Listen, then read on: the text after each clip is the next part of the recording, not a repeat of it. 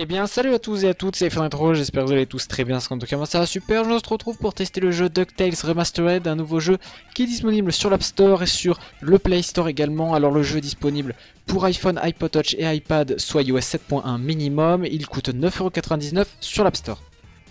Comme son nom l'indique, le jeu est une remise à neuf du titre d'origine qui est sorti il y a plus de 20 ans sur NES. Alors on le retrouve aujourd'hui sur smartphone, sur PC, sur Xbox 360, sur Wii U, sur PS3 également, sur Android bien sûr. Alors là je vous teste actuellement la version qui est sur smartphone, donc plus précisément la version iOS, donc iPhone 6 Plus du jeu.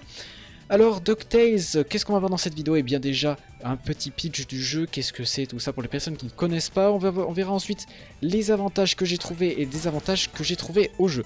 Alors on commence par un petit résumé de DuckTales, qu'est-ce que c'est? Alors c'est un vieux jeu qui est sorti il y a bien longtemps de cela. Il est sorti sur NES, sur Game Boy également. Beaucoup de personnes ont apprécié ce jeu, donc c'est un jeu de plateforme qui est très basique avec des comment dire, des boss, des atouts, par exemple, voilà, vous récupérez des pièces, des gemmes, etc. Tout ça pour gagner de l'argent. C'est plutôt sympa, on a donc pas mal de boss, comme je vous disais, on a 5 niveaux au total. En fait, on doit trouver 5 trésors qui sont répartis dans 5 zones. Donc on a par exemple la neige, un manoir hanté, on a les mines comme on le voit ici. Enfin voilà, c'est très varié pour ça, et c'est un jeu de plateforme assez classique, mais à une différence près, il est très dur. Il faut savoir qu'il est très dur, mais on verra que dans cette version remasterisée, ils ont rajouté un mode qui peut être pas mal pour les personnes qui sont pas très douées dans ce genre de jeu, comme moi par exemple. Alors, au niveau des avantages, qu'est-ce qu'on peut trouver dans cette version remasterisée? Eh bien, on a déjà des graphismes qui ont été vraiment retravaillés. Si vous voulez comparer, par exemple, je vous mettrai une petite image du jeu de base, par exemple, pour que vous fassiez une petite idée du jeu. Ça a été vraiment retravaillé, si bien les animations, les sons, tout a été retravaillé.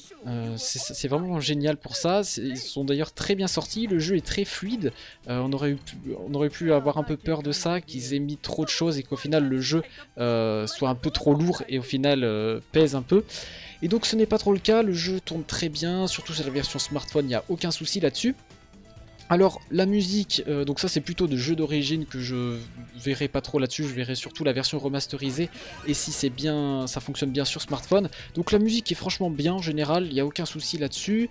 La difficulté, alors ça c'est vraiment sympa pour les personnes qui se demandent si ils ont touché à la difficulté. Alors oui, ils y ont touché, parce qu'il faut savoir, comme je vous disais, que le jeu est extrêmement difficile de base.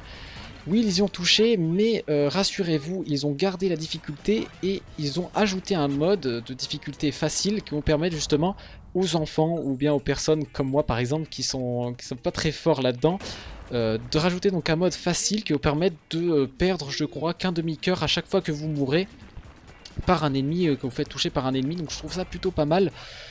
Mais sachez qu'on a un mode de difficulté donc normal comme le jeu d'origine et un mode de difficulté extrême, donc encore plus difficile que le jeu d'origine. Je vous laisse imaginer ce que ça peut être.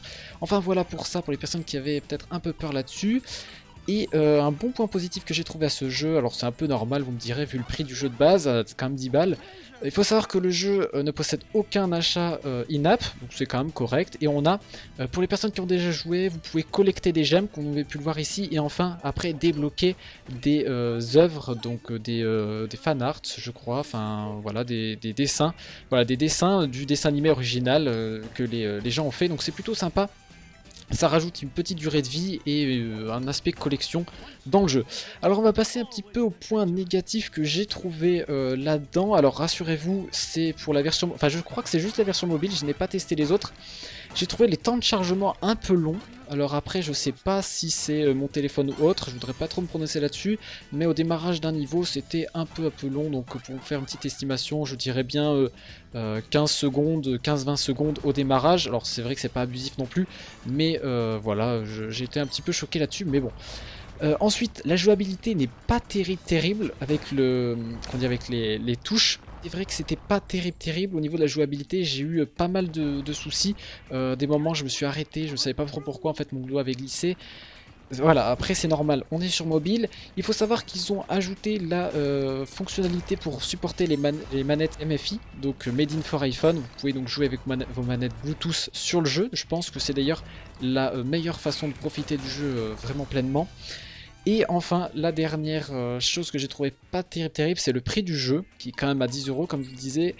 Mais bon, il faut savoir qu'il y a quand même une grosse qualité derrière. Le jeu a été quand même refait de A à Z, comme vous pouvez le voir ici. Au niveau des animations, au niveau du son, au niveau de la difficulté, tout a été revu et est vraiment vraiment sympa. Et bien voilà, c'est déjà la fin de la vidéo, j'espère qu'elle vous a plu. N'hésitez pas à commenter dans l'espace commentaire justement pour dire un petit peu ce que vous avez aimé ou pas dans ce jeu, si vous l'avez acheté, si vous l'avez testé ou non.